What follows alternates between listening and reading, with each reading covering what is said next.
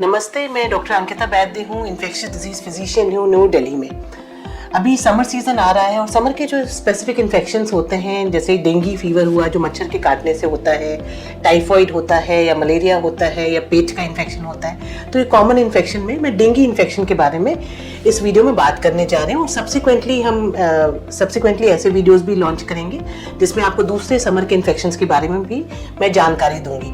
तो मुख्यतः इस वीडियो में मैं बात करूंगी कि आपको कैसे डेंगू में अपना डेंगू इन्फेक्शन से बचना है, उससे ख्याल कैसे रख सकते हैं। अगर किसी को डेंगू का इन्फेक्शन हुआ है तो क्या प्रिकॉशंस रखने हैं, उसका इलाज हम कैसे कर सकते हैं, और आगे भी कोई कॉम्प्लिकेशन ना आए पोस्ट डेंगू में रिकवरी में तो क्या एहतियात बरतनी है उसमें। तो सबसे पहले मैं बात करती हूँ डेंगू फीवर के बारे में, जो एक वायरल फीवर होता है। इसमें जो है एक वायरस के कारण होता है जो मच्छर के काटने से फैलता है। तो इसीलिए इस गर्मियों में जब बरसात शुरू होती है तो हम डेंगू का इन्फेक्शन देखते हैं काफ़ी तेज़ी से फैलता है, क्योंकि मस्कीटो बॉर्न डिजीज़ होता है। मस्कीटो उस समय ज़्यादा एक्टिव होते हैं जब बरसात की सीज़न होती है, रेनी सीज़न होती है, और इसलिए एक दूसरे में फैलता है। वो मस्कीटो अगर इन्फेक्टेड पर्सन से दूसरे पर्सन को काटते हैं। तो इसमें तेज़ बुखार आता है, ठंड लग के बुखार आता है। अगर हम इसके लक्षण की बात करें, जिसमें जोड़ों में दर्द होना, सर में दर्द होना, रैशेस आना, कभी कभी उल्टियाँ होना, पेट में दर्द होना भी हो सकता है। और अगर इस तरह के लक्षण आते हैं तो इसे हम कहते हैं कि आपको ज़्यादा जांच की ज़रूरत है चेक करने के लिए कि कहीं आपको मॉडरेट टू सीवियर डेंगू की तरफ तो नहीं प्रोसीड कर रहे हैं और आपको हॉस्पिटलाइजेशन की ज़रूरत तो नहीं है। तो जैसा मैंने बताया, लक्षणों पे ध्यान रखना है। बचने के लिए मच्छर के काटने से बचना है अगर इस इन्फेक्शन से आप बचना चाहते हैं तो।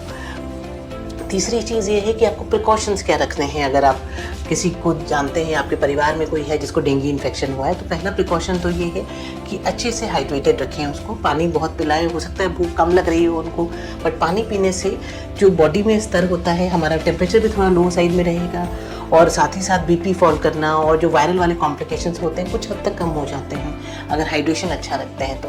एंटीबायोटिक्स का सेल्फ सेवन ना करें, ये वायरल फीवर होता है तो एंटीबायोटिक्स से कुछ फ़र्क नहीं पड़ना है आपको। एंटीबायोटिक्स ज़्यादातर नुकसान ही करेंगे आपको, आपके पेट को ख़राब करेंगे, आपकी अदरवाइज़ उसके साइड इफ़ेक्ट्स आ सकते हैं जिससे आपकी जो ओवरऑल वेलबींग है वो कमज़ोर हो जाती है। तो एंटीबायोटिक्स का सेवन ना करें, कोई पेन किलर्स ना लें इस दौरान।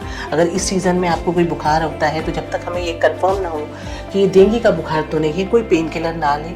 बुखार के लिए सिंपल पैरासीटामोल की टैबलेट लेनी है, खूब सारा पानी पीना है, हरी सब्जियां खाइए आप, और हेल्दी फूड, सिंपली अगर मैं कहूँ लेस स्पाइसी हेल्दी फूड लेंगे आप, और कोई स्टेरॉइड्स नहीं लेने हैं। अगर किसी को पुराने कोई ऐसी बीमारी है जिससे उनको खतरा ज़्यादा होता है कि डेंगू के कॉम्प्लिकेशंस का, जैसे डायबिटिक हैं, ओल्ड एज है, प्रेग्नेंट लेडी है, already existing pre heart disease है, किसी को लंग की प्रॉब्लम है, तो ऐसे पेशेंट्स जो हैं उनको ज़्यादा रिस्क होता है कि उनको जो डेंगू अगर हो जाता है तो कॉम्प्लिकेशंस होने के रिस्क होते हैं। कहीं भी अगर आपको बॉडी पे रैशेस दिखते हैं तो डेंगू इन्फेक्शन जो है वो इसका मतलब कॉम्प्लिकेट कर रहा है, प्लेटलेट्स कम हो रही है। बट सिर्फ प्लेटलेट नहीं होता है डेंगू में, और भी चीज़ें होती हैं जो हम देखते हैं। जैसे डेंगू में लिवर पे असर आ जाता है, जिसे हम डेंगू हेपेटाइटिस कहते हैं। वैस्कुलर लीकेज, यानी कि बॉडी में जगह जगह पानी जमा होने लगता है, और इसीलिए उसके कॉम्प्लिकेशंस में बीपी फॉल होना, शॉक होना, ये सारी चीज़ें हो जाती हैं, और उसमें हमें हॉस्पिटल में कभी कभी आईसीयू की रिक्वायरमेंट भी पड़ती है। तो इसलिए डेंगू फीवर जो है एक बड़ा सिंपल फीवर के साथ साथ कॉम्प्लिकेटेड फीवर की तरह भी प्रेजेंट कर सकता है, और इसीलिए बहुत ज़रूरी है कि आप इसके साथ जो एहतियात मैंने बताए आप बरतें। अगर किसी को घर में हो जाता है डेंगू तो जो मैंने प्रिकॉशंस बताए उसको फॉलो करेंगे, और अपने डॉक्टर की सलाह से टाइमली जांच और जो टाइमली फॉलोअप होता है वो करेंगे। Thank you.